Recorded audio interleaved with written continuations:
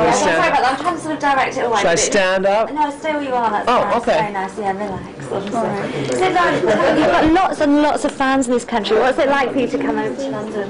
Well, I love London. You know, I've lived here 3 different times and in my life, and 2 years one time in the 70s, and I love it. I've always loved it, and everyone has been wonderful to me here always. You know, except the occasional.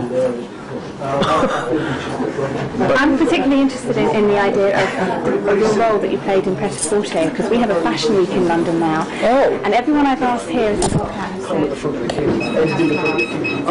terms of my fashion, part was cut an awful lot in that, so you really couldn't tell much. But in terms of fashion, what? well, in terms of style, do you think it's become easier to keep your style, or do you think it becomes harder? Well, I think everyone has to find out what suits them, you know, and I think to keep going with the trend is a big mistake, because the trend does not always suit us. Certainly, most of the trends don't suit me, but I think that, no, I think you just have to find what's good for you, what you feel the best in, and what you look the best in, or what you think you look the best in.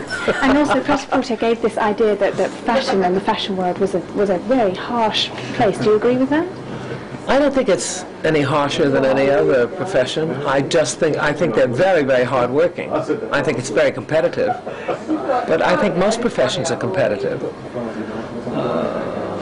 I don't know, you know, I mean, that's one point of view, but it's not, I don't think it's the total definition of fashion. And you don't have to worry about the competition anymore, do you? I mean, I don't see actors generally that are professional are not competitive. I mean, there's no point in being competitive. I love to work with wonderful actors. I love talent, so I enjoy that. And I don't understand that kind of competitive thing. I think that's people with different attitudes, you know, which has nothing to do with what I think anyway. When can we see you back over here next week? Are you going to Chichester? Well, it's very possible. I hope so. We're trying to work it out now, actually, and I would love to. I mean, you know, I haven't spent time here in a long while, a couple of years, and I really would love to. So, I think it will work out. I'm going to try to make it work out. You're one of the Hollywood greats who's really sort of transferred from the silver screen to the stage. Do you think that that's something that you've been conscious of, or do you just love it? Well, I trained originally when I was a kid. I wanted to be on the stage, always. I never thought of myself in movies. That came as a surprise. So I just, I